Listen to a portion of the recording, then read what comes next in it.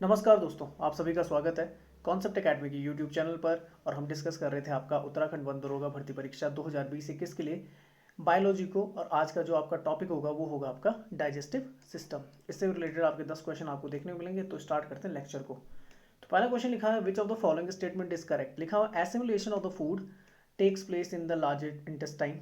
ठीक है। Secondly, large intestine has the finger like projection called the villi. Large intestine is wider and the shorter than the small intestine. Absorption of the digested food takes place in the large intestine. अब देखो, पहली चीज यहाँ पे लिखी कौन सी सही है, कौन सी सही है, तो केवल एक ही सही होगा। क्लियर बात समझ में आ गई। अच्छा, पहली चीज जो है कि ये जो आपका फूड का जो क्या होता है, आपका एसिमुलेशन होता है ना, वो लार्ज इंटेस्टाइन में नहीं होता है। बात समझ में आई। ये होता है आपका स्मॉल इंटेस्टाइन में। एसिमुलेशन जो पूरी प्रोसेस, ज़्यादातर जो आपका मैक्सिमम एब्जॉर्प्शन होता है और लास्ट जो डाइजेशन होता है वो होता है आपका कहाँ पर, वो होता है आपका स्मॉल इंटेस्टाइन में। तो सिंपल सी बात, आपने याद रखें कि अगर कभी भी छोटी आंत की बात आती है, स्मॉल इंटेस्टाइन की अगर बात आए, तो इसका सीधा सा मतलब निकलता है फूड डाइजेशन से, फूड से। और कभी भी अगर बोल सकते हैं लार्ज इंटेस्टाइन की बात आएगी, तो इसका सीधा मतलब आप वाटर एब्जॉर्प्शन से लोगे। मैक्सिमम जो आपका क्या होता है वाटर एब्जॉर्प्शन होता है, वो कहाँ पर होता है, लार्ज इंटेस्टाइन में होता है। तो पहला तो हो गया फूड से रिलेटेड, तो ये तो हो गया गलत। दूसरा है कि फूड को डाइजेस्ट करने के लिए इंटेस्टाइन जो होती है, स्मॉल इंटेस्टाइन, उसके अंदर होते हैं विली लाइक स्ट्रक्चर। ये उंगलीनुमा होता है। ये अपने आप को श्रिंक कर सकते हैं, छोटा हो सकता है, बड़े हो सकते हैं। आपने देखी जो आंत होती है ना, तो आंत काफ़ी ज़्यादा खुल जाती है। स्मॉल इंटेस्टाइन साइज में अगर बोला जाएगा, लंबाई में लार्ज इंटेस्टाइन से बड़ी होती है। इसका जो क्या होता है, ये काफ़ी लंबी होती है बजाय किसके, लार्ज इंटेस्टाइन की। लंबी कौन सी होती है आपकी, स्मॉल इंटेस्टाइन होती है। तो ये आपने याद रखना है। हाँ, पर जो आपकी कौन सी होती है, लार्ज इंटेस्टाइन होती है, चौड़ी होती है, थोड़ा सा क्या होती है, चौड़ी होती है, छोटी होती है। तो विली लाइक स्ट्रक्चर जो आपको देखने में मिलता है, वो देखने में मिलता है कहाँ पर, स्मॉल इंटेस्टाइन में। तो ये भी गलत हो गया। अब लिखा large intestine is a wider, मतलब ये मोटी होती है, और shorter than the small intestine, ये सही है आपका। छोटी होती है और कैसी होती है, मोटी होती है। Absorption of the digested food takes place in the large, ये आपका कहाँ पे देखने को मिलता है, तो मैंने बता दिया, लार्ज में देखने को मिलता है, ये स्मॉल में देखने को मिलता है। हिंदी में यहाँ पे क्वेश्चन लिखा हुआ है, आप देख सकते हैं। तो चलिए पढ़ लेते हैं। ये पूरा जो आपका है ये एलिमेंट्री कैनाल सिस्टम है पूरा, ठीक है ना। एलिमेंट्री कैनाल सिस्टम आपका माउथ से स्टार्ट होते हुए और पूरा एनस तक जाता है, गुहा तक जाता है, ठीक है ना। तो पढ़ लेते हैं डाइजेशन। तो digestion, it is a break down of the large insoluble food molecules into the small water soluble food molecules so that they can be absorbed into the watery blood plasma. Digestion begins in the mouth. कहाँ से start होता है, mouth से, which chewing and ends with small intestine, और खत्म कहाँ पे जाके हो जाता है आपका, स्मॉल इंटेस्टाइन में हो जाता है। स्मॉल इंटेस्टाइन का जो लास्ट वन जो आपको देखने को मिलता है ना, पूरा पार्ट ये आपका कनेक्टेड हो जाता है किससे, फिर लार्ज इंटेस्टाइन से। और उसका लास्ट जो पार्ट होता है रेक्टम के नीचे एनस होता है, जो क्या होता है आपका वेस्ट प्रोडक्ट होता है, वो बाहर निकल जाता है वहाँ से। अच्छा, लिखा function of the various organ associate with the digestion. तो पहला कौन सा, जैसे आपका स्टमक आ गया, जो आपका क्या करता है, स्टोर करता है, ज़्यादा समय तक आपके पेट में ही खाना रहता है। तो लिखा हुआ इट होल्ड्स फूड। अभी देखिए यहाँ पे देखो, बात कर लेते हैं। तो आपकी यहाँ पे पैटोइड ग्लैंड्स होती है पीछे की तरफ, स्लैवरी ग्लैंड्स हो गया आपके मुंह में। उसके बाद एसोफेगस पाइप होती है, जिसे क्या बोलते हैं आपका, फूड पाइप बोलते हैं। उसके बाद लीवर, उसके बाद स्टमक, गाल ब्लैडर, इनमें सारे एंजाइम्स आपके क्या होता है, सेक्रेट होते हैं, जो क्या करते हैं, ब्रेक करते हैं फूड को। अब उसमें क्या होगा, प्रोटीन होगा, फैट होगा, क्या बोलते हैं आपका, कार्बोहाइड्रेट्स होगा। उन्हें ब्रेक करने के लिए अलग अलग एंजाइम्स आपके इस्तेमाल होते हैं, वो मैं आगे बता दूंगा आपको। उसके बाद आपका क्या आ गया, जैसे इंटेस्टाइन, और ये कौन सा इंटेस्टाइन है, लार्ज इंटेस्टाइन है। कॉलन उसी का एक पार्ट होता है। स्मॉल इंटेस्टाइन अपेंडिक्स हो गया। अपेंडिक्स अब जो होता है, जो वर्मीफॉर्म अपेंडिक्स होता है, ये वेस्टिजियल ऑर्गन है, मैंने पहले पढ़ा चुका हूँ। वेस्टिजियल ऑर्गन होता है ह्यूमन बॉडी में। ये किसके लिए आता था, ये आता था पहले पहले जो आपके क्या होता, आदि मानव होते थे, वो क्या करते थे, आपका घास वगैरह खा लेते थे। मतलब ये सेलुलोज को पचाने के लिए होता था। और जो आपका कैसा था, रॉ मीट होता था ना, ठीक है ना, जो आपका कैसा होता, रॉ मीट होता था, उसको पचाने के लिए आता था। अब इसका कोई काम नहीं होता। और ये थोड़ा आपने दिमाग में रखना है। और रेक्टम और एनस लास्ट वाला पॉइंट होता है। तो देख लेते हैं, स्टमक में लिखा it holds food while it being mixed with the enzyme that continue the process of the breaking down food into a usable form. It also secrete the acid and the enzymes that digest the food. Small intestine के वाले का hair 90% of the digestion, ये देखो सबसे ज़्यादा जो आपका क्या होता है, डाइजेशन और एब्जॉर्प्शन होता है फूड का, वो कहाँ पर होता है, यहीं पे होता है स्मॉल, ठीक है ना। तो मैक्सिमम एब्जॉर्प्शन और लास्ट डाइजेशन प्रोसेस यहीं पे देखने मिलती है, 90% यहीं पे होती है of the food occurs. The other 10% takes place in the stomach and the large intestine, और बाकी का कहाँ होता है, स्टमक और लार्ज इंटेस्टाइन में होता है। The main function of the wall of the small intestine is the absorption, जो आपकी स्मॉल इंटेस्टाइन की वॉल होती है, जो विले लाइक स्ट्रक्चर देखने को मिलता है, उसका काम होता है आपका एब्जॉर्ब करना किसको, न्यूट्रिएंट्स को और मिनरल्स को, कहाँ से, फूड से। The small intestine is the work force of the digestion, इसे बोला जाता है, अगर पूछा जाता है which organ is called the work horse of the digestion, तो सीधे लिख देना small intestine. The villi are found inside the small intestine to absorb the nutrients from the digestive food. कैसा स्ट्रक्चर होता है, फिंगर लाइक प्रोजेक्शंस होती हैं आपकी inside the small intestine to increase their surface area to absorb. ये क्या हो सकती है आपकी, चौड़ी हो सकती है, बड़ा भी हो सकता है, सरफेस एरिया को क्या कर सकते हैं, बड़ा कर सकते हैं। Essential nutrients from the food, they have thin wall and are mostly covered with the thin channel of the blood capillaries, so the nutrient can be absorbed by the blood and they easily transport। Last में क्या होता है कि जितना भी आपका nutrients होता है वो ब्लड के थ्रू आपके पूरे शरीर में पहुंचता है। बात समझ में आ गई, तो ये आपने याद रखना है। तो ये आपका देख लीजिए, ये ब्लड वेसल्स होती हैं आपकी, ये नेटवर्क ऑफ कैपिलरीज है, और ये thin wall just one cell thick है, और ये आपका बोल सकते हैं विली लाइक स्ट्रक्चर है। तो ये आप देख सकते हैं, विली मतलब फिंगर लाइक स्ट्रक्चर, ये वाली जो देखने को मिल रही है, तो ये आप लगा सकते हैं दिमाग में। लार्ज इंटेस्टाइन की बात करें, एब्जॉर्बिंग वाटर, इसका काम होता है वाटर को एब्जॉर्ब करना, एंड द इलेक्ट्रोलाइट्स प्रोड्यूसिंग। अच्छा, इलेक्ट्रोलाइट्स क्या होते हैं आपके, जब क्या होते हैं वाटर के अंदर आपके क्या होते हैं, इलेक्ट्रॉन्स होते हैं, मतलब जब आपके पॉजिटिव और नेगेटिव चार्ज आ जाते हैं तो उसे इलेक्ट्रोलाइट वाटर बोलते हैं। Producing and absorbing the vitamin and the three main function of the large intestine. तो इसका काम क्या क्या होता है भाई, प्रोड्यूस इलेक्ट्रोलाइट्स, प्रोड्यूसिंग, एब्जॉर्बिंग, किसको करना, विटामिन को। लीवर की बात करें, the main function of the liver is within the digestive system to produce the process the nutrients absorb from the small intestine. Liver का भी काम होता है, क्योंकि इससे भी क्या आपके कई सारे एंजाइम्स निकलते हैं। अच्छा, एक्सप्लेनेशन देख लेते हैं। तो लिखा हुआ the large intestine is wider and the shorter than the small intestine approximately 1.5 metre. इसकी जो लंबाई होती है किसकी, आपकी लार्ज इंटेस्टाइन जो लोग 1.5 मीटर के आसपास होती है, 5 फीट के आसपास in length, and compared with 6.7 to 7.6 metre और the 22 to 25 feet in the long length of the small intestine. वहीं लगभग 4 गुने से 5 गुना ज़्यादा बड़ी होती है आपकी स्मॉल इंटेस्टाइन, 22 से 25 फीट के आसपास होती है अगर खोल दें पूरा, ठीक है ना। And has a smooth inner wall, the villi are found inside the small intestine to absorption of the nutrients, जो पढ़ा दिया मैंने, from the digested food. The purpose of the large intestine is to absorb the water and the salts from the materials that has not been digested as the food and get rid of any waste products left over. आगे लिखा हुआ है, by the time food mix with the digestive juice reaches your large intestine, जो आपका small intestine से जब क्या होता है ये पूरी तरीके से जब वाटरी फॉर्म में आ जाता है ना, फिर लार्ज इंटेस्टाइन में चला जाता है, और वहीं से क्या होता है आपका वेस्ट प्रोडक्ट जो होता है बाकी का जो बचता है वो एनएस के थ्रू बाहर आ जाता है, और बाकी ब्लड वेसल्स के थ्रू आपके पूरे शरीर में पहुंच जाता है। Most digestion and the absorption has already take place in the small intestine, the liver is important in the assimilation. अभी पढ़ा दूंगा एसिमुलेशन कौन सी प्रोसेस होती है। अगले for example, it convert the glucose into the glycogen, a complex carbohydrate used for the storage। आगे लिखा है amino acids into the proteins, the liver is involved in the process of the deaminations. तो आपका liver जो जिस process में आपका होता है वो कौन सा होता है, डीलेमिनेशन प्रोसेस होती है। इसमें ग्लूकोज किस में चेंज करता है आपका, ग्लाइकोज में, मोनोसैकेराइड आपकी किस में चेक करती है, पोलोसैकेराइड्स में आपका चेंज हो जाती है ग्लाइकोजन, ठीक है ना। अच्छा, नेक्स्ट देखेंगे, आगे लिखा हुआ है, so the correct answer large intestine wider and shorter than the small intestine. Glycogen आपकी पॉलीसैकेराइड होती है, I think so, sorry disaccharide होती है ग्लाइकोजन, ग्लूकोज तो मोनोसैकेराइड है, ठीक है ना, क्योंकि गैलेक्टोज होता है ना, गैलेक्टोज होता है इसके साथ, वो ग्लाइकोजन में चेंज करने देता है इसे। चलो नेक्स्ट चलते हैं, तो यहाँ पर देख लेते हैं, ये पढ़ा दिया, हिंदी में पढ़ सकते हैं। देखो 5 प्रोसेस होती है फूड प्रोसेस के स्टेप्स की, ठीक है ना। फूड प्रोसेस जो होता है वो 5 प्रोसेस में होता है आपका, 5 स्टेप्स होते हैं। इंजेशन होता है जब हम क्या करते हैं, खाना खाते हैं, तो खाना जो खाया जाता है taking food in the body, इसे इंजेशन बोलते हैं। हम जो इंसान होते हैं और कई सारे जो आपके क्या होते हैं, बोल सकते हैं जो आपके कई सारे जानवर हो गए, तो वो क्या करते हैं आपके इंजेशन के थ्रू क्या करते हैं, आपका खाना खाते हैं। जैसा आपका एब्जॉर्प्शन जो होता है वो किन में चलता है, प्लांट्स में चलता है, मैंने बताया था, वो एब्जॉर्ब करते हैं, ठीक है ना, और खुद का खाना खुद बना देते हैं। फिर आता है देखो इंजेशन के बाद, इंजेशन खाने को लेना, डाइजेशन, डाइजेशन होता है जब क्या होता है फूड ब्रेक होता है आपका, ठीक है ना, छोटे छोटे पार्ट्स में, वो ब्रेक करने के लिए कौन आएंगे, आपके एंजाइम्स आएंगे। फिर होता है एब्जॉर्प्शन, बॉडी फिर क्या करती है, एब्जॉर्ब करती है, और सेल की तरफ ये चले जाते हैं आपके मॉलिक्यूल्स, चले जाते हैं फूड मॉलिक्यूल्स।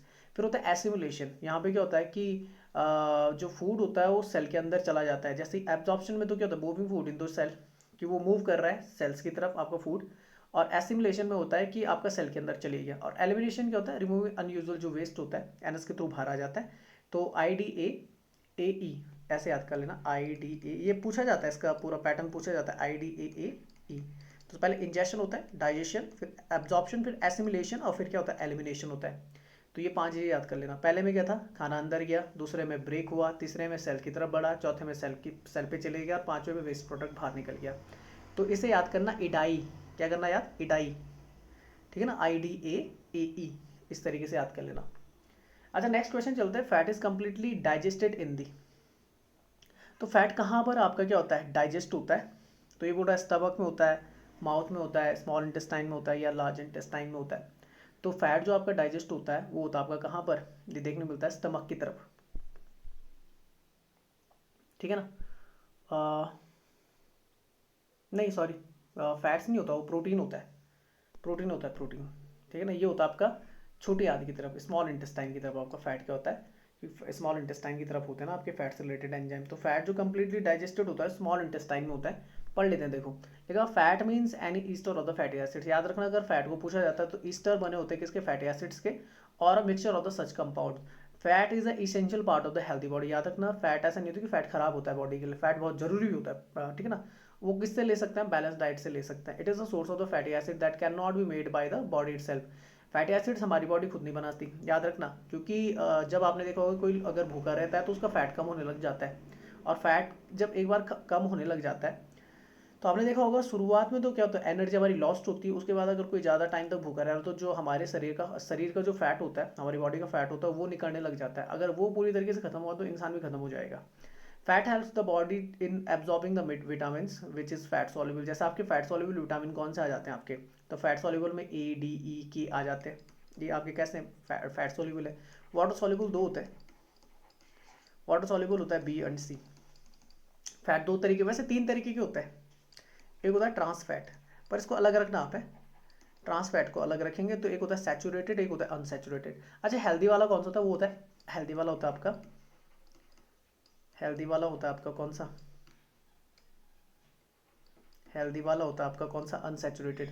अच्छा कभी पूछा जाता है अनसैचुरेटेड फैट कौन सा होता है, तो मैं बताता हूँ, अनसैचुरेटेड जो होता है आपका, वो आपका क्या नहीं होता,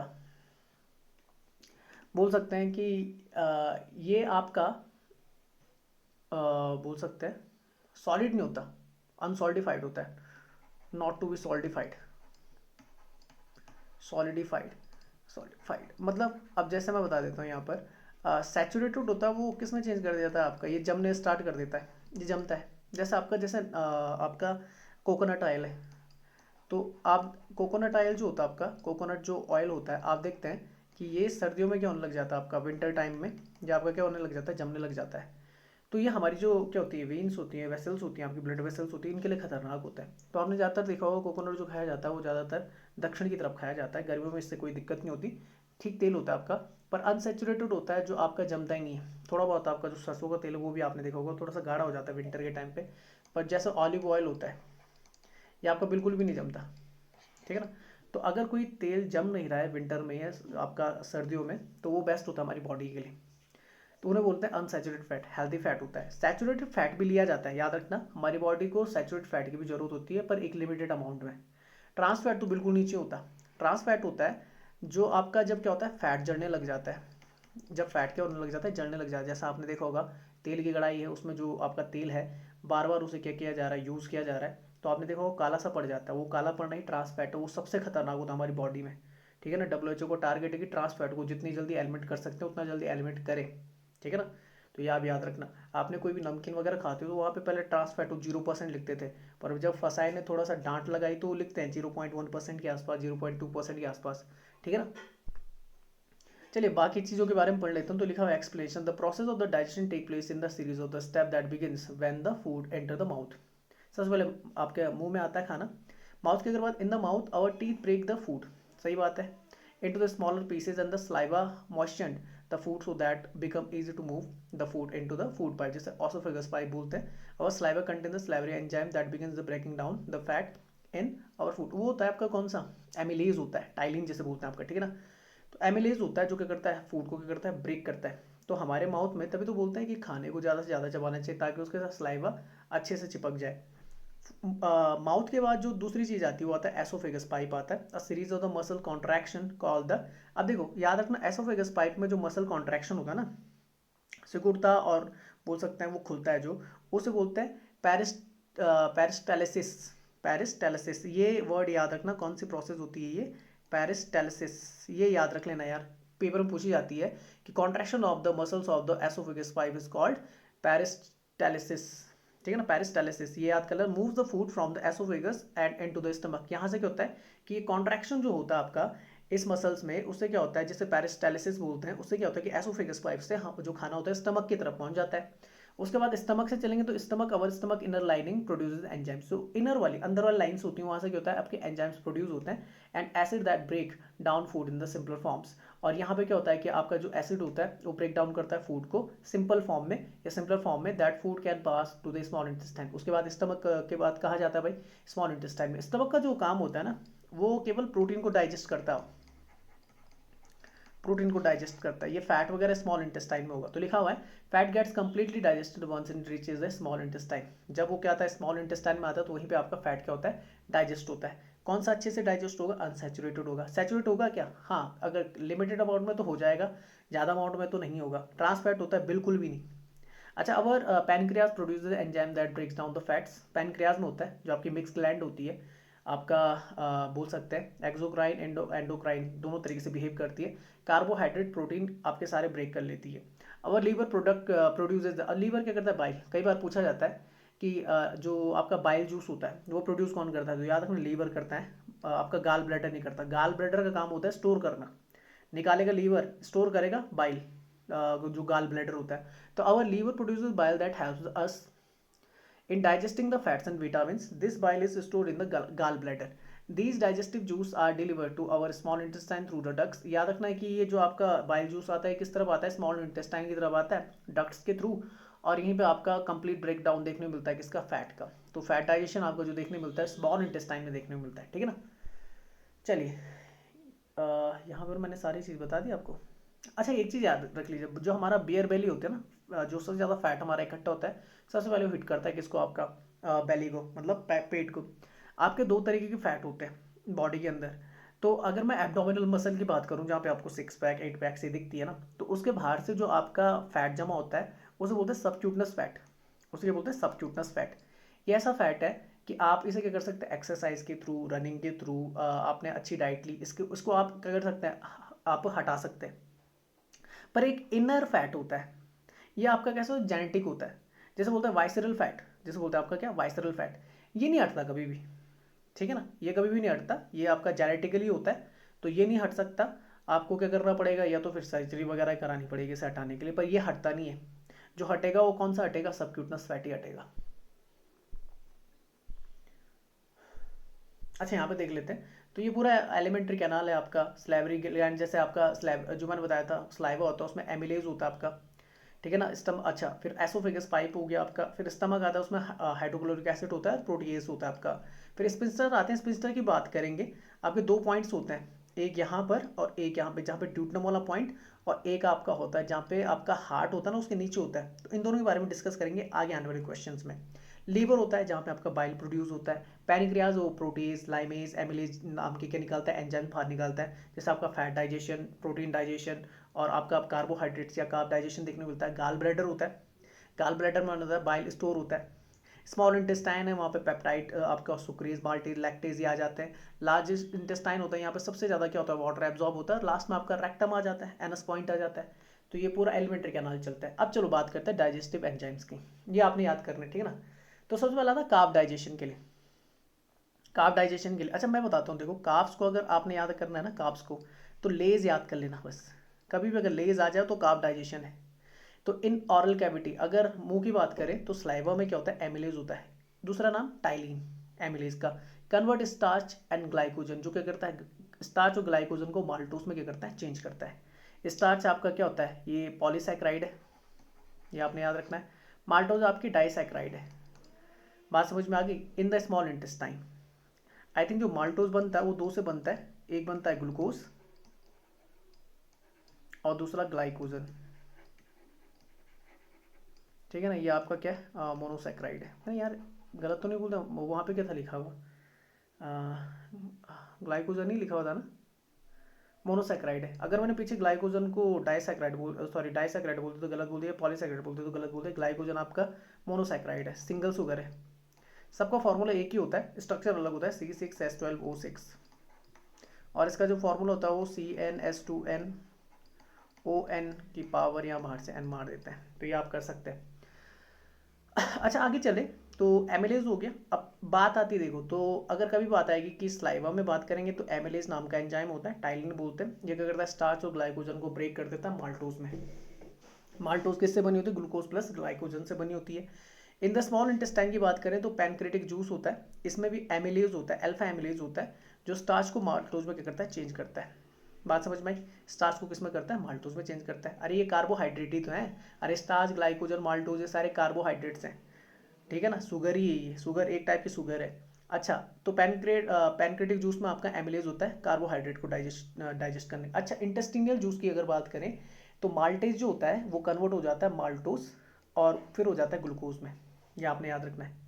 क्लियर, बात समझ में आ गई, ठीक है। सुक्रेज की बात करें तो सुक्रेज कन्वर्ट्स होता है आपका सुक्रोज से और ग्लूकोज और फ्रक्टोज में टूट जाता है।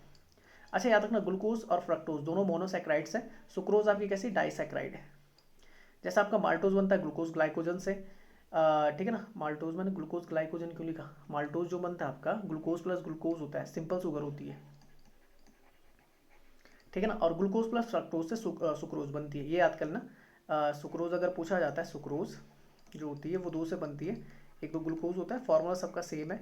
जो आपकी डाइसैक्राइड होती है ना, जो डाइसैक्राइड होती है उसका फॉर्मूला होता है C12H22O11, ठीक है ना, H2 मॉलिक्यूल एक बाहर निकल जाता है। तो माल्टोज होता है ग्लूकोज प्लस ग्लूकोज होता है, और सुक्रोज के बाद ग्लूकोज प्लस फ्रक्टोज होता है। चले, तो माल्टेज हो गया, समझ जाओगे नाम से, सुक्रेज आ गया। अच्छा, फिर लैक्टेज आता है, तो ये लैक्टोज होता है, ये कन्वर्ट कर देता है ग्लूकोज और गैलेक्टोज पे। तो जो आपकी क्या होती है, लैक्टोज होती है, डाइसैक्राइड है, और ये बनती है ग्लूकोज प्लस गैलेक्टोज से। दोनों मोनोसैक्राइड्स हैं, ये डाइसैक्राइड है आपकी। अच्छा, डाइजेशन ऑफ द प्रोटीन्स ये होता है स्टमक में, याद रखना, ठीक है ना। तो स्टमक में अगर बात करें, प्रोटीन्स की बात करें तो स्टमक में बात करें तो गैस्ट्रिक जूस आ जाता है, जैसे आपका हाइड्रोक्लोरिक एसिड आ जाता है। तो ये एसिडिक इन्वायरमेंट देता है आपका, जिसकी एसिडिक पीएच वैल्यू लगभग लगभग 1 से 2 के आसपास होती है। ये आपका कैसा होता है, स्ट्रॉन्ग एसिड होता है, क्या होता है, स्ट्रॉन्ग एसिड होता है। जैसा आपका पेप्सिनोजन आ जाता है, जिसे प्रो एंजाइम बोलते हैं, तो इसमें HCl किस में चेंज कर देता है, आपका पेप्सिन में। अब देखो, कभी भी अगर याद करना ना, जैसे मैंने आपको बताया था कि कार्ब्स की अगर बात आएगी तो लास्ट में लेज आ जाता है, लेज इस तरीके से आ जाता है। अगर प्रोटीन की बात आएगी तो लास्ट में आएगा SIN, याद कर लेना। तो pepsinogen HCl into pepsin, pepsin convert होता है प्रोटीन में इंटू द, अब देखो प्रोटीन में तो आयन लगता है लास्ट में, बस इस तरीके से याद करना। इसमें क्या होता है, पेप्टॉन्स और प्रोटियोसिस में आपका टूट जाता है। फिर आपका प्रोरेनिन होता है, एक रेनिन एंजाइम होता है जो प्रोटीन को डाइजेस्ट करता है। इसमें प्रोरेनिन होता है, वो HCl को किस में चेंज कर देता है, रेनिन में। आपकी जो मिल्क शुगर होती है ना, वो इसी से टूटती है आपकी। रेनिन कन्वर्ट करता है कैसिन में, जैसे कि देखो रेनिन कन्वर्ट होता है कैसिन में, जो मिल्क प्रोटीन होता है, और उसके बाद वो पेप्टाइड्स में होता है। अरे पॉलीपेप्टाइड्स चेंज की तो क्या बनती है, प्रोटीन बनता है आपका। अच्छा, स्मॉल इंटेस्टाइन की अगर बात करें तो स्टमक में आपका प्रोटीन डाइजेस्ट होता है केवल। अच्छा, तो कौन कौन से होते हैं, पेप्सिन और रेनिन। अगर स्टमक की बात की जाए, पेट की बात करें, पेप्सिन और रेनिन नाम के दो क्या होते हैं, आपके एंजाइम्स होते हैं जो प्रोटीन को डाइजेस्ट करते हैं। दोनों में लास्ट में आयन आयन लगा हुआ है। अच्छा, नेक्स्ट बात करते हैं small intestine by pancreatic juice. तो pancreatic juice contain the pro enzymes, एक आता है एक आता है ट्रिप्सिनोजन, प्रोएंजाइम होता है, ये क्या करता है, एंटीरोकाइनेज को चेंज करता है ट्रिप्सिन में। ट्रिप्सिन कन्वर्ट होता है प्रोटीन्स में, और फिर ये डाइट पेप्टाइड्स, मतलब पैनक्रियाज आपका प्रोटीन को भी डाइजेस्ट करता है। फिर आता है काइमो ट्रिप्सोजन, काइमो ट्रिप्सिनोजन, सॉरी है, काइमो ट्रिप्सो फिर से बोल रहा हूँ, काइमो ट्रिप्सिनोजन, ठीक है ना। तो काइमोट्रिप्सिनोजेंस प्रो एंजाइम कन्वर्टेड, ये इसमें ट्रिप्सिन किस में चेंज हो जाता है, आपका काइमोट्रिप्सिन में। अब फिर आता है काइमोट्रिप्सिन आपका चेंज होता है पेप्टन्स, और फिर डाइपेप्टाइड्स में आपका चेंज हो जाता है। और फिर आता है आपका प्रो कार्बोपेप्टिडेज, जो प्रो एंजाइम्स होता है, इसमें ट्रिप्सिन, फिर उसमें चेंज हो जाता है, ट्रिप्सिन किस में चेंज होता है, कार्बोक्सी पेप्टिडेज में। अच्छा, फिर कार्बोक्सी पेप्टिडेज कन्वर्ट होता है प्रोटियोसिस में, और फिर डाइपेप्टाइड्स में, इसमें, ठीक है ना। और फिर प्रो इलास्टेज जो होता है आपका ट्रिप्सिन इलास्टेज में हो जाता है। फिर इसके बाद इलास्टिन में, फिर डाइपेप्टाइड्स में। इंटेस्टिनल जूस की अगर बात करें तो एंट्रोकाइनेस आपका एंजाइम एक्टिवेटर होता है। एमिनो पेप्टाइड पेप्टिडेसिस जो होता है कन्वर्ट करता है पेप्टाइड्स में अमीनो एसिड्स को। फिर डाई पेप्टिडेट्स आपका किस में चेंज होता है, डाई पेप्टाइड्स में चेंज हो जाता है। चलिए आगे चलते हैं। अच्छा आगे लिखा हुआ है कि how does the pH change from the mouth to the anus in the digestive. अभी मैंने शुरुआत में बताया था, अगर आपने ध्यान दिया होगा तो पीएच जो माउथ का होता है ना वो थोड़ा सा कैसा होता है आपका एल्कलाइन होता है, ठीक है ना, और पेट की तरफ जाने पे एसिडिक एनवायरनमेंट मिल जाता है। तो आंसर बनता है एल्कलाइन टू एसिडिक हो जाता है डाइजेस्टिव सिस्टम में जाने पर। तो पढ़ लेते हैं, the pH of the mouth is 6.2 to 7.6। ये स्लाइटली आपका क्या होता है, आपका एल्कलाइन या बोलते हैं बेस होता है, with the 6.7 PHS being the average in the oral cavity, ठीक है ना। The pH is maintained near the neutrality of by saliva. The saliva contribute to the maintenance of the pH by the two mechanism, दो होते हैं। The normal volume of the stomach fluid is 20 to 100 ml and the pH is the acidic environment 1.5 to 3.5 तक आपका जाता है। Gastric acid and gastric juice की बात is a digestive fluid formed within the stomach lining. A typical adult human stomach will secrete the 1.5 liter of the gastric acid daily। याद रखना जो आपका गैस्ट्रिक एसिड होता है वो HCl होता है, हाइड्रोक्लोरिक एसिड। तो एक नॉर्मल इंसान आपका लगभग 1.5 लीटर तक प्रोड्यूस कर लेता है किसको, HCl को, पेट के अंदर। अच्छा देख लेते हैं different level of the pH in the different organs. अगर बात करें स्किन में लगभग जो पीएच वैल्यू होती है वो कैसी होती है हमारी, स्लाइटली एसिडिक होती है, 4 टू 6.5 पीएच वैल्यू होती है, ये याद कर लेना इंपॉर्टेंट है। यूरिन की बात करें तो ये कैसा होता है आपका, दोनों तरीके से होता है, एसिडिटी भी देखने को मिलती है और बेसिडिटी भी देखने को मिलती है, पर स्लाइटली है 4.6 टू 8 तक होती है। गैस्ट्रिक की अगर बात करें 1.35 टू 3.5 स्ट्रॉन्ग एसिड होता है। फिर आता है सेरेब्रोस्पाइनल फ्लूइड आता है 7.3, आपका क्या होता है स्लाइटली एल्कलाइन होता है। इंटरसेलुलर फ्लूइड होता है 6 टू 7.5, ये भी क्या होता है आपका न्यूट्रल लगभग होता है। तो मैं एक चीज़ बताता हूँ, जैसे इसका जो होता है ना आपका पीएच वैल्यू, ये तीन चीज़ पे होता है। एक होता है आपका बेसिक, जैसे बोलते हैं एल्कलाइन, एक होता है आपका न्यूट्रल, और एक होता है आपका बोल सकते हैं एसिड। तो यहाँ पर होता है आपका कितना 0, यहाँ पे होता है आपका 7 और यहाँ पे होता है 14। तो जैसे इस तरफ जाएंगे तो आपकी बेसिसिटी बढ़ने लग जाती है, एल्कलाइन मैटर जो होता है वो बढ़ने लग जाता है, आपका स्लाइड से लेके आपका स्ट्रॉन्ग तक जाता है। और जो 7 से नीचे की तरफ जाते हैं तो इस तरफ जाने पे एसिड बढ़ता है। एसिड की क्या होती है आपकी, बोल सकते हैं स्ट्रॉन्गेबिलिटी बढ़ती जाती है आपकी। तो यहाँ पे देख लेते हैं अलग अलग चीज़ें हैं। इनका पीएच वैल्यू आपने याद रखना है, जैसे कई बार ब्लड का पूछ लेते हो तो ब्लड थोड़ा सा स्लाइटली क्या होता है, बेसिक होता है। अच्छा जो आपका डिस्टिल वाटर होता है, ठीक है ना, प्योर वाटर जो होता है, अगर मैं बोलूँ तो वाटर जो होता है उसका न्यूट्रल होता है 7 पे होता है। बाकी जैसे HCl एसिड है तो लगभग 0 के आसपास होता है। खासकर जैसे आपके हाइनाज हो गए या फिर आपकी क्या होती है जो बोल सकते हैं गिद्ध होती है, उनका HCl जो होता है लगभग वो 0 के आसपास होता है। ये कुछ भी पचा सकते हैं। हमारा जो होता है लगभग 1 पॉइंट से लेकर 1 से लेकर 3 के आसपास चलता है, जो मैंने अभी बताया था। लेमन होता है, ये भी एसिडिक होता है। विनेगर हो गया आपका, वाइन हो गई आपकी, कॉफ़ी, सारी एसिडिक है। मिल्क स्लाइटली एसिडिक है। फिर वाटर न्यूट्रल आ जाता है। फिर बेसिटी स्लाइटली बेसिक कौन होता है, ब्लड। फिर बेकिंग सोडा हो गया, मिल्क हो गया, मिल्क ऑफ मैग्नीशिया हो गया आपका, मिल्क नहीं है, मिल्क ऑफ मैग्नीशिया। और फिर अमोनिया हो गया, शो, ब्लीच, ड्रेन और क्लीनर। तो ये क्या है, इस तरफ जाने पे 14 की तरफ जाने पे बेसिटी बढ़ रही है और इस तरफ जाने पे आपकी एसिडिटी बढ़ रही है। 7 पे क्या होता है, न्यूट्रल। पीएच को बोलते हैं पोटेंशियल ऑफ हाइड्रोजन, ठीक है ना। अच्छा नेक्स्ट चलते हैं, the name the layer in the wall of the stomach that contains nerves and the blood vessels. तो ये होता है आपको कौन सा, ये होता है सबम्यूकेसा। अभी दिखा देता हूँ मैं आपको, ठीक है ना। पढ़ लेते हैं, देखो लिखा हुआ था correct option is the 4 submucosa. It contains the nerves and the blood vessels. लिखा हुआ है the walls of the alimentary canal. Alimentary canal में बताया था ये कहाँ से चलता है, आपका मुंह से लेकर अब नीचे पूरा कहाँ तक चलता है, एनस तक चलता है। From the oesophagus to the rectum, जो रेक्टम पाइप रेक्टम होता है उसी के नीचे एनस लगा होता है। और रेक्टम जो पार्ट होता है वो किसका होता है, लार्ज इंटेस्टाइन का होता है। Possesses 4 layers namely the serosa, फिर आता है मस्कुलरीज, फिर आता है सबम्यूकेसा और फिर आता है म्यूकेसा। यहाँ पे देख सकते हैं सबसे आउटर मोस्ट लेयर होती है सिरोसा, फिर उसके बाद आती है म्यूक्लोरेसिस, वो आती है इनर सर्कुलर, आउटर लॉन्गिट्यूडनल होती है। याद रखना कि जो अंदर वाली होती है वो कैसी होती है आपकी गोलाकार, और बाहर वाली जो होती है वो लंबी होती है आपकी। फिर सब म्यूकेसा लेयर आती है, यहीं पे आपकी ब्लड वेसल्स होती हैं। फिर म्यूकेसा आती है, फिर ल्यूमेन वगैरह आ जाता है।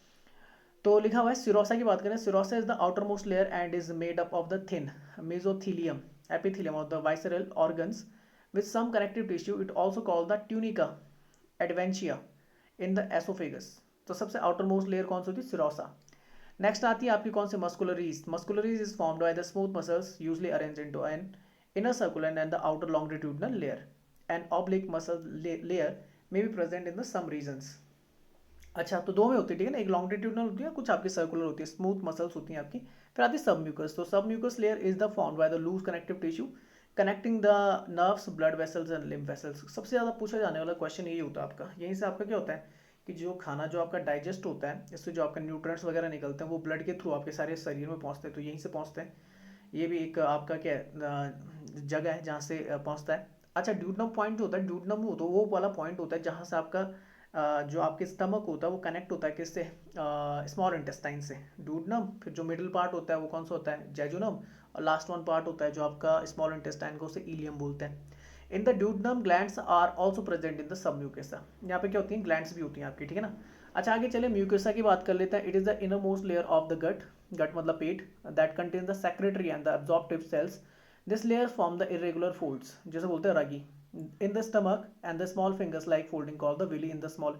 अब एक रगी होता है जो पेट के अंदर होता है, और एक आपका विली होता है जो कहाँ होता है, स्मॉल इंटेस्टाइन। कंफ्यूज मत हो जाना। रगी जो होती है इरेगुलर फोल्ड्स होते हैं जो पेट में खाने को बेहतर करते हैं, फिर स्मॉल इंटेस्टाइन की तरफ भेज देते हैं जहाँ पर विली काम करना स्टार्ट कर देता है।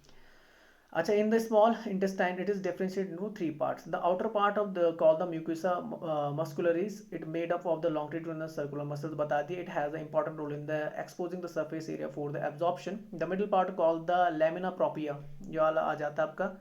It contains the few modified lymphatic tissue which provide the immunity, जिन्हें बोलते हैं जैसे एग्जांपल की पेयर्स पेचेस आ जाते हैं। द इनर मोस्ट पार्ट होता है उसे म्यूकोसल लेयर बोलते हैं। तो मेनली आपने याद रखना है कि आउटर मोस्ट पार्ट सिरोसा है, मिडिल वन आपका कौन सा, मस्कुलरीज है, थर्ड वन पार्ट आपका सब म्यूकस है, फिर आपका कौन सा इनर मोस्ट पार्ट आपका म्यूकस है, उसके अंदर भी आपका क्या कई सारे आपके क्या होते हैं, उसी के क्या होते हैं, सब यूनिट्स होती हैं। तो ये देख लेते हैं, यहाँ पर देख लीजिए, ये आपका रगी पेट में इस तरीके का स्ट्रक्चर देखने को मिलता है। आउटर मोस्ट जो पार्ट मैंने बताया था आपका, वो सिरोसा बता दिया था, ठीक है ना। फिर मैंने जो आपको बताया वो कौन सा बताया था, बोल सकते हो मस्कुलरीज बताई थी ना। जैसे सबसे बाहर वाला जो ये नीचे से देख सकते हैं, ये कैसा सिरोसा, देखो कनेक्टिव टिश्यू लेयर होती है। फिर मस्कुलरीज होती हैं, इसमें लॉन्गिट्यूडिनल मस्कुलर लेयर होती हैं, सर्कुलर होती हैं, ऑब्लिक मस्कुलर लेयर्स होती हैं। सब म्यूकोसा देखो यहाँ पे क्या होती है, ब्लड वेसल्स होती हैं, होती कि नहीं होती। और फिर म्यूकोसा में आपकी कौन से, मस्कुलरीज म्यूकोस होता है, और दूसरा गैस्ट्रिक ग्लैंड्स भी यहाँ पे होती है। बताया था ना कि म्यूकोसा में ग्लैंड्स भी होती हैं। फिर आपका कौन सा था, गैस्ट्रोपिट्स आ जाती हैं। तो ये आपने याद रखना है। अच्छा, नेक्स्ट क्वेश्चन चलते हैं। Circular mucous, sorry, the circular muscles found at the junction of the stomach and duodenum is. अब ये जो होता है इसे बोला जाता है, देखो एनल तो याद रखना, ये तो आपका किस तरफ होता है, रेक्टम की तरफ होता है, मतलब ये तो पार्ट हो गया आपका किसका, आप नाम से पता कर सकते हैं। देखो एनल स्पिंसर जो होगा वो होगा आपका किस तरफ, लार्ज इंटेस्टाइन के लास्ट में, जहाँ पे एनस होता है, एनस वाले पॉइंट में रेक्टम। तो ये तो पहला हो गया एलिमिनेट। फिर कार्डिक लिखा हुआ है, कार्डिक लिखा हुआ है तो हार्ट के आसपास कहीं पे होगा। तो ये जो देखने को मिलता है ये स्टमक के ऊपर वाली लेयर में देखने को मिलता है, सबसे ऊपर वाले।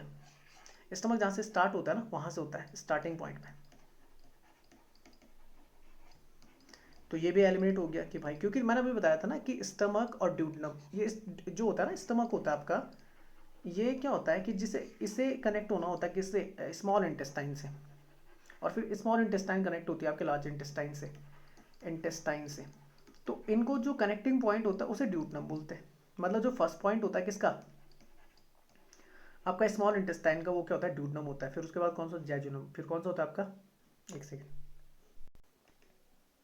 हाँ, फिर क्या होता है, मैंने बताया कि ड्यूटनम फर्स्ट पॉइंट, फिर बीच वाला जो पार्ट होता है उसे जैजुनम बोलते हैं, लास्ट वाला पॉइंट आपका इलियम होता है। तो स्टमक और स्मॉल इंटेस्टाइन को कनेक्ट करता है ड्यूटनम। अब यहाँ पे याद रखना है, फिर आता है एक आपका मैसेनर, या तो प्लेक्सस हो सकता है या पाइलोरिक स्पिंसर हो सकता है। तो इन दोनों में से अगर देखो आपको, देखो कार्डिक एनल को आप एलिमिनेट कर सकते हैं एलिमिनेशन मेथड से। फिर उसके बाद जो बचते हैं ये दोनों बच सकते हैं। तो 50% चांस हो जाता है अगर आपको दोनों समझ में आते हैं। फिर भी मैं आंसर बता दूं, इसका आंसर है आपका पाइलोरिक स्पिंसर। मैसेनर की बात भी करेंगे, माइसनर प्लेक्सस की बात भी करेंगे। तो देख लेते हैं कहाँ पे होते हैं ये। लिखा हुआ है देखो, सबसे पहले देखो एसोफेगस पाइप आपका कनेक्ट हुआ, तो यहीं पर आपका क्या होता है, इस वाले पॉइंट पे, इसी वाले पॉइंट में आपका कार्डिक स्पिंसटर होता है। ये पेट है, स्टमक है, और यहाँ पर जो ड्यूडनम आता है यहीं पर आपका क्या होता है, इस वाले पॉइंट में आपको क्या देखने को मिलता है, पाइलोसिस देखने को मिलता है। यहाँ पे पाइलोरिक स्पिंसटर होता है। तो मैं पढ़ लेता हूँ, देखो। The stomach is a bag like a muscular structure situated in the left side of the abdominal cavity. ये किस तरफ होता है, पेट के, हमेशा याद रखना पेट हमारा बीच में नहीं होता, ये आपका थोड़ा सा लेफ्ट साइड होता है। It is the widest part of the alimentary canal, सबसे बड़ा पार्ट होता है। The stomach appears the J shaped is in empty condition. याद रखना कि अगर इसका शेप देखेंगे तो बिल्कुल जे टाइप का आता है अगर पेट खाली है। इट हैज़ टू ओपनिंग और द ऑर्फिसेस जो बोलते हैं। अब ओपनिंग्स क्या होते हैं, एक होता है cardiac orifice. Cardiac orifice is joined by the lower end of the oesophagus. ये आपका जो एसोफेगस पाइप और जो आपका स्टमक होता है वहाँ पे कनेक्शन पॉइंट जो होता है उसे बोलते हैं कार्डिक स्पिंस्टर, यहीं पे इसे बोलते हैं कार्डिक ऑर्फिसिस। नेक्स्ट आता है the pyloric orifices open into the duodenum. ये कहाँ पे ओपन होता है, आपका ड्यूडनम में ओपन होता है, जो आपका कनेक्ट होता है कहाँ से, स्मॉल इंटेस्टाइन से। लिखा the opening of the stomach into the duodenum pyloric orifices is guarded by the circular muscles called the pyloric sphincter. कैसे मसल्स होते हैं आपकी, सर्कुलर मसल्स होती हैं।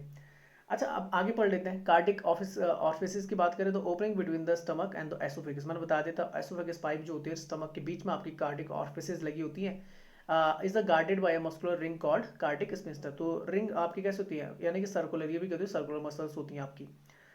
तो कहाँ पर होती है, तो ऊपर की तरफ, ये एसोफेगस पाइप ऊपर में, तो यहाँ पर होती है, यहाँ पर आपका होती है। अच्छा एनल स्पिंस्टर की बात करें, represent a group of the muscles present at the end of the rectum surrounded the anus that control the release of the stool. तो क्या होता है, जो क्या होता है प्रेशर वगैरह बनता है ना, ठीक है ना, जब आपका क्या होता है वेस्ट प्रोडक्ट बाहर निकलता है तो एनल स्पिंस्टर जो मसल्स होती है वही काम करती है उस टाइम पे। तो ये एनस के वहाँ पर होता है। ये किसका पार्ट है आपका, ये पार्ट है आपका किसका, लार्ज इंटेस्टाइन का। लार्ज इंटेस्टाइन अगर मैं बोलूँ तो ये आपका स्टार्ट कहाँ से होता है, तो स्टार्ट होता है अपेंडिक्स से, फिर आपका सीकम चलता है, फिर आपका क्या चलता है कॉलन चलती है असेंडिंग कॉलन, फिर कौन से चलती है आपकी ट्रांसवर्स कॉलन होती है, फिर डिसेंडिंग होती है, फिर सिग्मॉइड कॉलन, फिर आपका रेक्टम पॉइंट लगता है, फिर एनस पॉइंट लगता है। तो ये जो एनस पॉइंट होता है ये एक्सटर्नल एनल स्पिंस्टर यहीं पे होता है आपका, और ये बाहर की तरफ है, ये बाहर वाली लेयर है, और अंदर वाली जो मसल होती है उसे बोलते हैं internal anal sphincter, smooth muscles होती हैं आपकी। बाहर वाली जो होती है वो किसकी होती है, स्केलेटल होती हैं, ठीक है ना, किसकी बनी होती है, बोन्स की, और स्मूथ होती है अंदर की तरफ। तो याद आप याद कर सकते हैं, तो आराम से एनुलर और कार्डिक पकड़ना तो आसान था। अच्छा नेक्स्ट आता है आपका मैसिनस प्लेक्सेस और द सबम्यूकोसल प्लेक्सेस। तो ये सबम्यूकोसा की तरफ होती है, पेट की तरफ होती हैं। अब वो सबम्यूकोसा दे दे तो बहुत बेहतर है भाई, क्योंकि मैंने सबम्यूकोसा जो लेयर बताई थी वो किसकी बताई थी, पेट की बताई थी। तो या तो आप ये नाम याद कर लो, ठीक है ना, या तो नाम याद कर लो, या तो फिर क्या कर लो, सबम्यूकोसा से आप क्या कर सकते हो, कनेक्ट कर सकते हो मैसिनल प्लेक्सेस को। तो लिखा lies in the submucosa of the intestinal wall. It joins the surface mucous membrane lining the deeper muscles layers present in the stomach and the intestines. चलो यहाँ पर दिखा देता हूँ मैं आगे आपको। तो देखो food remains inside the stomach due to the contraction of two sphincter oesophagus two, बोल सकते हैं आपको कौन सा आपका क्या हो सकता है, जो आपका क्या होता है पेट होता है, स्टमक होता है। तो एसोफेगस और इसके में कार्डिक स्पिंस्टर होती है, मसल्स होती हैं, जबकि ड्यूडनम से पहले क्या होती हैं आपकी सर्कुलर आपकी क्या होती है मसल्स होती हैं, जिन्हें पाइलोरिक स्पिंस्टर बोलते हैं। तो आप याद कर सकते हैं। अच्छा म्यूकेसा की मैंने बात की थी, जैसे मैंने पेट जो बार बताया था गैस्ट्रो, जिसे बोलते हैं गैस्ट्रो इंटेस्टिनल ट्रैक्ट, कंफ्यूज होता है, स्टमक की बात कर रहा है तो म्यूकेसा हो गया आपका, उसमें एपिथेलियम लैमिना प्रोपिया और मस्कुलस म्यूकेसा होती है। सब म्यूकेसा लेयर होती है, उसमें मैस्नर सब म्यूकोसल प्लेक्सेस आपकी मसल्स होती हैं। मस्कुलर प्रोपिया होता है आपका, सर्कुलर मसल्स होती हैं जिन्हें बोला जाता है, देखो ये नाम याद करने पड़ेंगे भाई, मैस्नर सब म्यूकोसल प्लेक्सेस, तो ये याद कर लेना।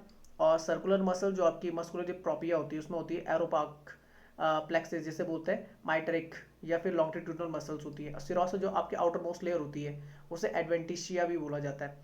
सिरोसा, फिर आपका देखो एस एम एस, ऐसे याद कर लेना लेयर्स को, यहाँ पे नहीं लिखा जा रहा, यहाँ पे लिखता हूँ एस एम एस एम, खत्म, एस एम एस कर सकते हो और एम लिख देना। तो सिरोसा एडवेंटिया इसे बोला जाता है। मस्कुलर प्रोपिया में आपको कौन सा आता है, और बाक्स प्लेक्सिस जैसे माई एंट्रिक बोला जाता है, और इसमें सर्कुलर मसल लॉन्गिट्यूडिनल मसल दोनों आती हैं। सबम्यूकोसा में आपकी कौन सा आती है, मैस्नस प्लेक्सिस आता है जिसको सबम्यूकोसल बोलते हैं, और फिर म्यूकोसा आता है आपको, उसमें एपिथेलियल लैमिना प्रोपिया और मस्कुलस म्यूकोसा आपका देखने को मिलता है। ब्लड वेसल्स कहाँ पे होती है, यहाँ पर सबम्यूकोसा में। अच्छा नेक्स्ट क्वेश्चन आता है, which of these are not digested in the buccal cavity. Buccal cavity जो होती है माउथ में होती है, ठीक है ना, तो ये किसको डाइजेस्ट नहीं कर सकती, तो डाइजेस्ट ग्लूकोज। अरे यहाँ पे कुछ डाइजेस्ट होता ही नहीं है, हाँ समझ में। आपका सिर्फ एक ही क्या पाया जाता है, एक ही एंजाइम पाया जाता है, एमिलेज, जिसे टाइलिन बोलते हैं। टाइलिन कैसे लिखा था यार, उसने टाइलिन ऐसे लिखा हुआ था। तो एमिलेज है, तो कार्ब को केवल किसको करेगा, कार्ब्स को डाइजेस्ट करेगा। नाम लिखा नहीं यहाँ पे, ग्लूकोज प्रोटीन और फैट्स की बात कर रहा है, सॉरी कार्ब्स में ग्लूकोज आ जाता है, पर वो कार्ब्स को पूरी तरीके से डाइजेस्ट नहीं करता, वो सिर्फ एसोफेगस 5 की तरफ धकेलता है ये आपने याद रखना है। तो इनमें से किसी को डाइजेस्ट नहीं करता, वो बाकी जो होगा वो क्या करेगा, या तो आपका पैनक्रिएटिक जूस जो होगा वो करेगा, या प्रोटीन डाइजेशन के लिए आएगा, या फिर स्टमक आएगा, स्मॉल इंटेस्टाइन आएगा, लार्ज इंटेस्टाइन आएगा। मेनली फंक्शन इन्हीं का होता है बजाय किसके, आपका बकल कैविटी के। तो पढ़ लेते हैं, देखो लिखा होता है process of the conversion of the complex food substance to the simple absorbable forms is called the digestion and is carried out by the our digestive system by the mechanical and the biochemical method. Mechanical होता है जैसे हमारा जो पूरा function है उसमें काम करता है, और बायोकेमिकल में आपके कहते हैं एंजाइम्स आ जाते हैं। The human digestive system consisting of the alimentary canal, मैंने बताया था फूड से लेकर एनस तक चलता है, एंड इज एसोसिएट ग्लैंड्स, जो उससे रिलेटेड ग्लैंड्स होती हैं। और जो एंजाइम निकलता है वो किससे निकलता है, आपका एक्सोक्राइन से निकलता है, याद रखना है। जो आपकी कैसे होती है, बाह्य स्रावी होती है, अंतःस्रावी जो होती है, एंडोक्राइन जो होती है वो निकालती है हार्मोन्स को। अच्छा लिखे, देखो आगे लिखा हुआ है digestion is divided into the two ways, mechanical and the chemical. Mechanical digestion take place in the mouth buccal cavity. Mechanical यहीं से चलता है क्योंकि खाने को हम क्या कर रहे हैं, चबा रहे हैं, तो मैकेनिकल प्रोसेस है। Ptyalin is found in the human saliva, हमारे स्लाइवा में जो होता है ना, लार होती है उसमें स्लाइवा पाया जाता है, because human food is mainly made of the starch. क्योंकि जो हमारा खाना होता है मेनली किससे बना होता है, स्टार्च से बना होता है। खासकर जो हम खाना खाते हैं वो फसल ज़्यादातर आपका क्या होता है, शाकाहारी होता है, मेनली हम शाकाहारी तो खाते हैं, तो उसमें सेलु आपका क्या होता है, स्टार्च फॉर्म होता है, जो आपका क्या पॉलीसैकेराइड है। Ptyalin digest only ripe and the cooked starch. Ptyalin सिर्फ किसको खा सकता है, जो आपका पका हुआ खाना है। It doesn't digest raw starch, raw को नहीं कर सकता। इसके लिए होता था, पहले मैंने बताया था, एक पॉइंट होता था जिससे आपका क्या बोलते थे, आपका आ, आ, अरे अपेंडिक्स, अपेंडिक्स पार्ट होता है, वेस्टिजियल ऑर्गन है, और अब तो उसका काम नहीं होता। 30% of the starch in the buccal cavity digested by the ptyalin. तो जो आपका स्टार्च होता है ना, स्टार्च को डाइजेस्ट करने के लिए जो आपकी एक हिसाब की क्या है, बोल सकते हैं कार्ब से, ये कार्बोहाइड्रेट ही है, तो 30% ही आपका डाइजेस्ट हो पाता है, वो टाइलिन कर पाता है। ये आपका कौन सा, मैं बता दी एमिलीज। देयर बाय बगल कैविटी ओनली डाइजेस्ट स्टार्च। तो बगल कैविटी किसको आपका कर सकती है, स्टार्च को कर सकती है। तो बस इतना याद रख लेना कि ये किसको कर सकती है, बगल कैविटी केवल किसको करती है, स्टार्च को करती है। एक ऐसी पॉलीसैकेराइड है।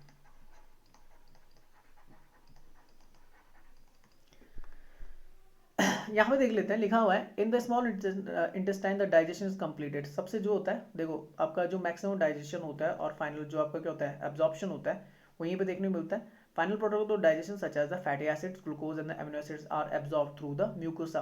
वो बता दिया था मैंने आपकी, into the blood stream and the lymph. Digestive system की अगर बात करें, एक होती है एलिमेंट्री कैनल, उसमें बगल कैविटी टू कहाँ तक चल जाता है, आपका पूरा एनस तक जाता है। बगल कैविटी और एसोफेगस, पाइप, स्टमक, इंटेस्टाइन आ जाता है। एक्सेसरी डाइजेस्टिव ग्लैंड की बात करें, स्लैवरी ग्लैंड्स आती हैं, आपका लीवर आता है गाल ब्लैडर के साथ, और पैंक्रियाज आ जाता है। इंटेस्टाइन की बात करें, दो होती है, small intestine, large intestine. Small intestine की पार्ट ड्यूडनम, जेजुनम और इलियम। और लार्ज इंटेस्टाइन में मैंने बता दिया, सीकम होता है, कॉलन होता है, रेक्टम होता है। ये है पूरा alimentary system, mouth to anus. फिर से याद करेंगे, देखो माउथ, फिर आपका सलेवरी ग्लैंड जहाँ पे होती है, फिर एसोफेगस पाइप हो गया, फिर लीवर हो गया, स्टमक हो गया, आपका गाल ब्लैडर हो गया, यहाँ पर जो आपका हरा टाइप का दिख रहा है, पैनक्रियाज हो गया, मिक्स ग्लैंड है। लार्ज इंटेस्टाइन हो गई आपकी बाहर वाली दिख रही है, अंदर वाली कौन सी, स्मॉल इंटेस्टाइन। लार्ज इंटेस्टाइन बताई थी ना, वो 1.5 मीटर आपकी जो लंबी होती है, लगभग 6 मीटर के आसपास तो लंबी होती है आपकी, 22 से 25 फीट, और ये लगभग जो होती है आपकी 1.5 मीटर, याद कर सकते हो। अब यहाँ पर देख लीजिए, देखो ये जो, ये आपकी कौन सी है, देखो अंदर का पार्ट दिखा रहा हूँ मैं, ये वाली जो आपको दिख रहा है, ये आपका कौन सा है, ये आपकी स्मॉल इंटेस्टाइन, जो कलर दिख रही है, इसका जो सबसे ऊपर वाला पार्ट ड्यूटम आता है, बीच वाला जो पार्ट है उसे जेजुनम बोलते हैं, और लास्ट वन जो आपका कनेक्ट होता है कहाँ से, ये देखो ये जो पॉइंट है ना, यहाँ पर क्या होता है कि ये बाहर वाली जो दिख रही है लार्ज इंटेस्टाइन है, और ये जो आप कलर में दिख रही है कौन, स्मॉल इंटेस्टाइन। ये जो पॉइंट होता है जहाँ पर क्या होता है, इलियम जो होता है, मैंने बताया था लास्ट पार्ट होता है, यहीं पर क्या होता है आपका, कि वो जो आपकी क्या होती है, कनेक्ट होती है किससे, स्मॉल इंटेस्टाइन लार्ज इंटेस्टाइन से कनेक्ट होती है, यही पॉइंट बोलते हैं सीकम। देखो लिखा ileum empties into the caecum, large intestine. सारे खाने को यहीं पे पचा दिया जाता है। जो वाटरी आपका वाटरी फूड होता है वो केवल किस तरफ जाता है आपका, वो जाता है किसकी तरफ, लार्ज इंटेस्टाइन की तरफ। ये लार्ज इंटेस्टाइन है, तो देखो मैंने बताया था कहाँ पे, सीकम में, यहाँ पे कनेक्ट होता है। ये देख रहे हो ना, ये आपका इलियम पॉइंट है, इलियम पॉइंट है किसका, स्मॉल इंटेस्टाइन का, इंटेस्टाइन का। तो ये अपेंडिक्स है, इसका कोई काम नहीं होता, वेस्टिजियल ऑर्गन है। ये आपका सीकम पॉइंट है। फिर यहाँ पर जो आपका लगता है वो उसे बोलते हैं आपका इलियोकैकल वॉल्व लगी होती है, जो ये कनेक्ट करती है इसको इस पॉइंट से, और यहीं से आपका क्या जाता है, जो आपका ज़्यादातर जो पार्ट एब्जॉर्ब हो चुका है, डाइजेस्ट हो चुका है, इस तरफ आता है, और ये फिर कॉलन चलती है। तो सबसे पहले देखो मैं बताता हूँ, असेंडिंग कॉलन मतलब जो बढ़ते हुए क्रम में, फिर आपने याद करनी कौन सी, ट्रांसवर्स कॉलन, ये सीधी वाली, फिर आती डिसेंडिंग नीचे की तरफ, याद कर लेना, और फिर आती जो मुड़ती है उसे बोलते हैं सिग्मॉइड कॉलन। लास्ट में आता है आपको कौन सा, रेक्टम पार्ट, और ये एनस आ जाता है, यहाँ से वेस्ट जो मैटर होता है वो बाहर निकल जाता है। बात समझ में आ गई। ये कैसे होता है आपका, कैसा होता है, तो सेगमेंटेड इनटू द हॉस्ट्रम शेप में होता है, ये आप याद कर सकते हैं। इसे बोलते हैं आपका ये वाला जो पार्ट होता है इसे बोलते हैं राइट कॉलिक फ्लेक्सर, इसे बोलते हैं लेफ्ट कॉलिक फ्लेक्सर। तो याद करने का बहुत आसान तरीका है, अपेंडिक्स सीकम वो पॉइंट होता है जहाँ से इलियम कनेक्ट होता है स्मॉल इंटेस्टाइन का, वहीं पे आपकी वॉल्व लगी होती है। फिर होती है columns ascending, transverse, descending, sigmoid, फिर रेक्टम, एनस, इस तरीके से याद कर लेना। अच्छा, स्मॉल इंटेस्टाइन की बात करें, स्टमक है, तो मैंने बताया था कौन से पॉइंट से कनेक्ट होता है, ड्यूडेनम से। फिर बीच वाला पार्ट कौन सा होता है, जहाँ पर मेनली फंक्शन चलता है जेजुनम, और लास्ट वाला जो पॉइंट होता है जहाँ से वो किससे कनेक्ट हो जाता है आपका लार्ज इंटेस्टाइन से, उसे बोलते हैं इलियम। स्मॉल इंटेस्टाइन का पार्ट है। अपेंडिक्स मैंने बता देता, जो आपका फर्स्ट वन पार्ट आता है किसका, यहीं से स्टार्ट होती है आपकी क्या, लार्ज इंटेस्टाइन। ये कॉलन पार्ट है पूरा, मैंने बताया था आपका कौन सा, असेंडिंग, ट्रांसवर्स, आपका डिसेंडिंग, और फिर सिग्मॉइड कॉलन, और फिर रेक्टम, और फिर एनस पार्ट आ जाता है। ये पूरा लिखा हुआ है, ठीक है ना, यहाँ पर भी सेम चीज़ें लिखी हुई हैं। चलो आगे चलते हैं। नेक्स्ट क्वेश्चन लिखा हुआ है कि the digestive juice present in the stomach help to digest. तो ये केवल प्रोटीन को डाइजेस्ट करता है। कौन सा होता है, तो प्रोटीन डाइजेशन के लिए एक पेप्सिन होता है उसके पास, और एक रेनिन होता है। और रेनिन का काम होता है किसको, मिल्क डाइजेशन का। कैसिन को डाइजेस्ट करता है। कैसिन क्या होता है आपका, मिल्क प्रोटीन होता है। चलो आगे चलते हैं। तो यहाँ पर लिखा हुआ है protein only, the digestive system is made up of the gastrointestinal tract, also called the GI tract, the digestive tract and the liver, pancreas and the gallbladder। Stomach की बात करें, the upper muscles in the stomach relaxes to the let food enter, and the lower muscle mixes food with the digestive juice. तो upper वाली जो होती है वो क्या करने देता है, फूड को अंदर आने देता है, और जो लास्ट वाली रहती है लोअर मसल्स रहती हैं वो मिक्स करने देती है फूड को किसके साथ, डाइजेस्टिव जूस के साथ। Glands in your stomach lining make stomach acid and the enzyme that break down the food. Muscles of your stomach mix the food and the digestive juices. Pepsin secreted, मैंने बताया था pepsin होता है एक, secreted by the stomach, and the trypsin and the chymotrypsin secreted by the pancreas. ये trypsin कहाँ से निकलता है, पैनक्रियाज से। Break down food proteins into the polypeptides that are then broke down by the various peptidases and the dipeptidases into the amino acids. अब मैंने बताया था आपको 20 एमिनो एसिड से आपकी क्या बनती है, 20 एमिनो एसिड से आपका क्या बनता है, आपकी एक प्रोटीन बाहर निकलता है। प्रोटीन चेन जो बनती है वो 20 एमिनो एसिड से बनती है, जिसमें 9 इसेंशियल होते हैं, 11 आपके नॉन इसेंशियल नॉन इसेंशियल। अच्छा ये देख लीजिए, कार्बोहाइड्रेट्स तो मैंने बताया था, लेज याद कर लेना, amylase, sucrase, isomaltase, maltase, lactase, sugar break down हो जाती है। प्रोटीन की अगर बात करें, आईएन याद कर लेना, पेप्सिन, ट्रिप्सिन, और टाइडेज तो आपका लास्ट में बनता है। ये एमिनो एसिड्स आपके क्या होता है, क्योंकि प्रोटीन जो बनता है एमिनो एसिड से बनता है, कार्बोहाइड्रेट शुगर से बनता है। फैट्स की अगर बात करें तो यहाँ पर क्या आता है, लाइपेज आ जाता है, ठीक है ना। ये इसमें लिप लिखा लेता है, लिपिड्स, फैट जो होता है लिपिड फॉर्म में होता है, फैटी एसिड्स आपका निकल जाता है। मैंने बताया ना किसके होते हैं, ईथर के बने होते हैं। चलो नेक्स्ट क्वेश्चन चलते हैं। The contraction and the expansion of the walls of the food pipe is called, अभी बताया था शुरुआत में क्वेश्चन में, तो इसे बोलते हैं आपका कौन सा, पेरिस्टालिसिस। क्या बोलते हैं, पेरिस्टालिसिस। गैस्ट्रिक अलग चीज है, ऑसिलेटरी कैनाल आपकी अलग चलती है, डायस्टोलिक और सिस्टोलिक है, डायस्टोलिक ये आपका किस में चलता है, आपका हार्ट बीट में चलता है। इसको आगे डिस्कस करेंगे, ठीक है ना। जो आपका टॉपिक आएगा किससे रिलेटेड, आपका सर्कुलेटरी सिस्टम से रिलेटेड, तो पढ़ लेते हैं। लिखा हुआ है, peristalsis is a type of the wave like movement occurring in the alimentary canal which involve the contraction and रिलैक्शन। दोनों तरीके देखने मिलते हैं ऑफ द मसल। इसी के थ्रू आपको क्या होता है, एसोफेगस पाइप से जो फूड पाइप होता है उससे खाना अंदर की तरफ जाता है, क्योंकि कॉन्ट्रैक्शन और रिलैक्सेशन मिलता है यहाँ पे। इसको क्या बोलते हैं, पेरिस्टालिसिस बोलते हैं। It begins in the oesophagus and help to the movement of the food along with the alimentary canal for the process of the digestion. Gastric juice की बात करें, गैस्ट्रिक ग्लैंड होती है, तो ये पेट में देखने में मिलती है। तो gastric gland secrete the enzyme pepsin. Pepsin क्या करता है भाई, एसआईएन लगा हुआ, आयन लगा, प्रोटीन को डाइजेस्ट करेगा। Gastric gland are found in the stomach, they secrete the enzyme like the pepsin, rennin. दो होते हैं मेनली। बच्चों में जो रेनिन होता है वो ज़्यादा एक्टिवेट होता है, क्योंकि केवल दूध पीते हैं, तो वो क्या करता है, आपका कर्ड शेप में निकलता है ना, जैसे मिल्क पिया तो कैसा होता है आपका, लिक्विड शेप में होता है, फिर थोड़ा सा कर्डी फॉर्म में आ जाता है वो, मतलब वहाँ पे क्या होता है, सॉलिड हो जाता है, तो ये रेनिन नहीं कर पाता है। तो which act upon the proteins, gland is mucous membrane which line the stomach makes and store an inactive protein known as the pepsinogen। ये आपका प्रोटीन है। when the pepsinogen is released into the stomach and mixed with the gastric juice it converted into the pepsin। तो जब आपका क्या होता है, pepsin ये मिक्स होता है किससे, गैस्ट्रिक जूस से, तब जाके आपका क्या बनता है, पेप्सिन बनता है। PH value of the gastric juice which is involve the process of digestion 1.5 to 3.5। आपका क्या होता है, पीएच वैल्यू होती है किसकी, गैस्ट्रिक जूस HCl की, हमारे पेट में जो हाइड्रोक्लोरिक एसिड होता है। This is because of the gastric juice comprise of the hydrochloric acid HCl which activate the pepsinogen into the enzyme pepsin that is responsible for the subsequent breakdown of the proteins। Diastolic मैंने बता दिया, systolic diastolic ये जो आती है ये आपके किस में आती है, ब्लड प्रेशर के लिए आती है। तो लिखो blood pressure is measured during the 2 numbers. First number होता है सिस्टोलिक ब्लड प्रेशर, दूसरा होता है आपका कौन सा, measure the pressure in your blood vessels when your heart beats. The second वाला था second number call the diastolic blood pressure, measure the pressure in the your blood vessels when your heart rest. देखो जब heart क्या करता है आपका contract होता है ना अंदर की तरफ तो होता है डायस्टोल, और जब ये एक्सट्रैक्ट होता है तो होता है आपका कौन, सिस्टोल। तो याद रखना जैसे क्या हो रहा है, लव टव की कंडीशन चलती है ना, जैसे मैं यहाँ पे बता दूँ, जैसे आपका क्या हो जाता है, कॉन्ट्रैक्शन होगा तो डायस्टोलिक होता है, रिलैक्शन आएगा तो कौन सा हो जाता है आपका, सिस्टोलिक आ जाता है।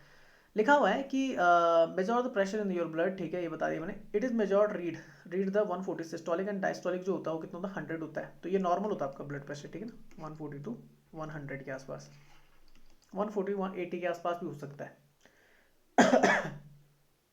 तो इसमें 140 क्या आपका सिस्टोलिक है और 100 क्या डायस्टोलिक है। चलो आगे चलते हैं। नेक्स्ट आता है human nutrition include the nutrition requirement mode of the intake of the food and the it utilisation in the body occurring in the various steps which are absorption, ingestion, assimilation, ingestion, digestion, ठीक है। arranges these steps in the sequence as they occurs inside the body।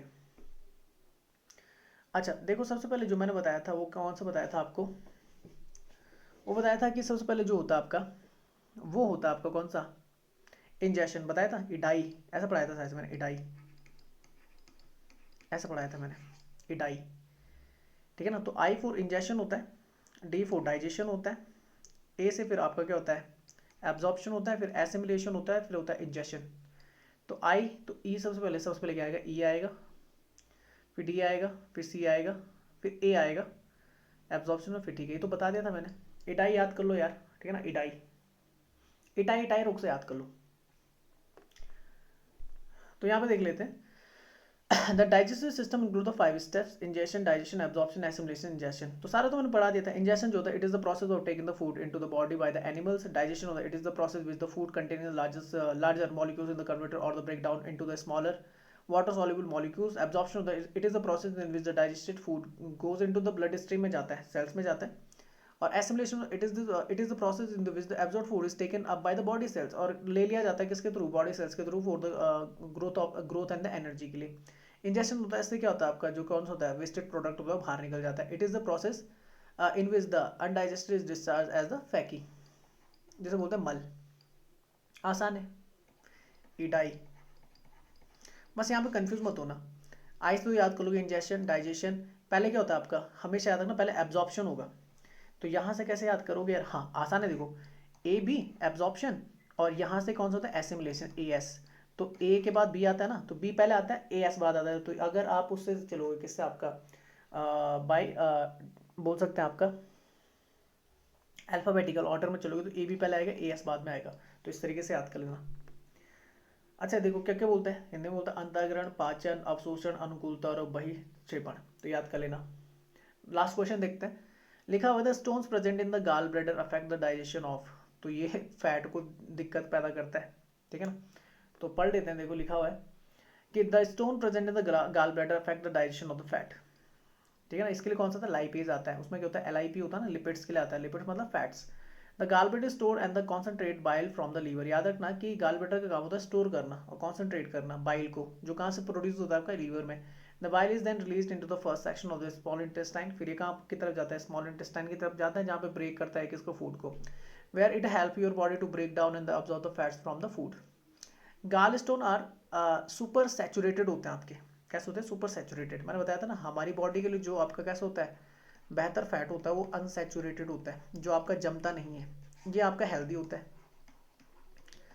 ये आपका healthy होता है। और जो saturated होता है वो कैसा होता है कि अगर वो सुपर सैचुरेटेड बोल रहा है तो जम रहा है, और ये कैसा हो जाएगा आपका अनहेल्दी हो जाएगा। तो ये मतलब आपका जम जाएगा। तो लिखा हुआ है pebble like deposit of the bile inside the gall bladder. There are 2 types of the gall stone, 2 तरीके होते हैं। कोलेस्ट्रॉल स्टोन्स होता है आपका which account of the 80% of the gall stone इसी का बना होता है, कोलेस्ट्रॉल से। कोलेस्ट्रॉल जो होता है आपके बॉडी में जब जमता है ना, तो ये क्या बनाता है, जो ब्लड वेसल्स होती हैं जमने लग जाती हैं, ब्लड का फ्लो क्या होता है रुक जाता है, हार्ट अटैक पड़ने के चांसेस इसी होते हैं। कोलेस्ट्रॉल तभी तो बोलते हैं कंट्रोल करना चाहिए। पिगमेंट स्टोन देखें तो which are compose of the bilirubin a chemical अच्छा found in the bile. Bilirubin क्या होता है आप जानते हैं, बिल्रुबिन बाइंग में पाया जाता है। और बिल्रुबिन जो होता है अगर ये बढ़ गया ना बॉडी में तो पीलिया हो जाता है। बात समझ में आई। तो ये लिखा हुआ है जॉन्डिस बोलते हैं आई थिंक सो उसको, पीलिया को। A chemical found in the bile according to the National Institute of the Health. तो याद करना पिगमेंटेड किससे होता है, बिलिरुबिन का बना होता है, कोलेस्ट्रॉल आप जानते हैं फैट से। बाइल एज बाइल की अगर बात हो तो ये एन इमल्सिफायर लिक्विड है, it made by the emulsification होता है, वो क्या करता है आपका फैट को तोड़ता है। By the liver and the latter store the gall bladder and the release the duodenum in the duodenum. Duodenum is the first point of the small intestine है। Bile is composed of the bile salt cholesterol, यहीं पे आपके connected होते हैं सारे, आपका चाहे liver से जाके आपका बाइल और बाइल से जाके आपका क्या स्मॉल इंटेस्टाइन चाहे आपका स्टमक से आपका आ रहा है, तो यहीं पे कनेक्टेड हो जाता है ड्यूडनम पॉइंट में। Bile is composed of the bile salt cholesterol and the bile pigments. Bile salts are detergent amphiphilic molecules, or rather molecules with a polar water soluble portion and a non-polar fat soluble portion. Bile is concentrated and stored in the gallbladder. याद रखना bile कहाँ पे store होता है, concentrate होता है gall bladder में होता है, जो मैंने हरा हरा टाइप का दिखाया था, अभी आगे भी दिखा दूंगा। When food is high in the fat are ingested, the gallbladder contract to release the bile into the duodenum. This is the reason why the patient with the gallstone are advised not to eat fatty foods. याद रखना जिनका क्या होता है गालस्टोन बन जाता है कहाँ पे, गाल ब्लैडर में, उनको मना किया जाता है आपका फैटी फूड खाने से, because the reactive contraction of the gall bladder move some of the stones to the print of the blocking the ducts that drains bile into the. अब उससे क्या होगा कि अगर गाल ब्लैडर में आपका गाल स्टोन हुआ ना इकट्ठा, तो उससे क्या होगा कि ड्यूडनम की जगह, ड्यूडनम में जो उसने बाइल जूस पहुंचाना ना वो पहुंचा नहीं पाएगा, जिससे काफ़ी ज़्यादा पेन होता है पेट में। वो दूसरी चीज़ है, किडनी जो स्टोन होता है वो अलग होता है। किडनी स्टोन क्या होता है कि जो आपकी कौन सी मूत्र नलिका होती है ना, वहाँ पर फंसता है, ठीक है ना, वहाँ पर वो उसका दर्द अलग है, इसका अलग है।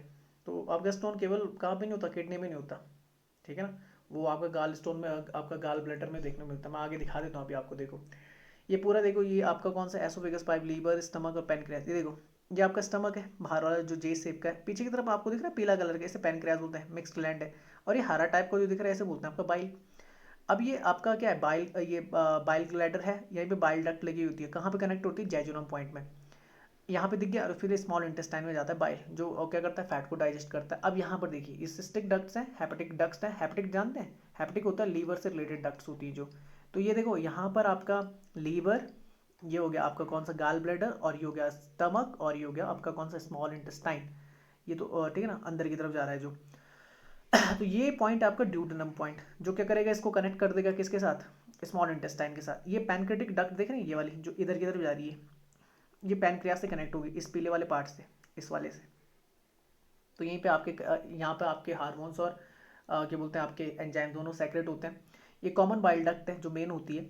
अब यहाँ पर देखो ये गाल स्टोन है, गाल स्टोन ये है, और ये क्या करेगा, इस वाली लाइन को क्या कर देगा, बंद कर देगा। ये देखो ये बंद कर दिया, इससे क्या होगा, जो बाइल जूस होगा वो पेट तक नहीं पहुँच पाएगा, और यहाँ पे पेन स्टार्ट हो जाएगा, ठीक है ना। तो देखो पूरा कनेक्शन है, गाल ब्लैडर, आपका क्या पैनक्रियास, आपका कौन सा ड्यूटम पॉइंट के थ्रू आपका स्मॉल इंटेस्टाइन, ऊपर से स्टमक, सारा कनेक्टेड है।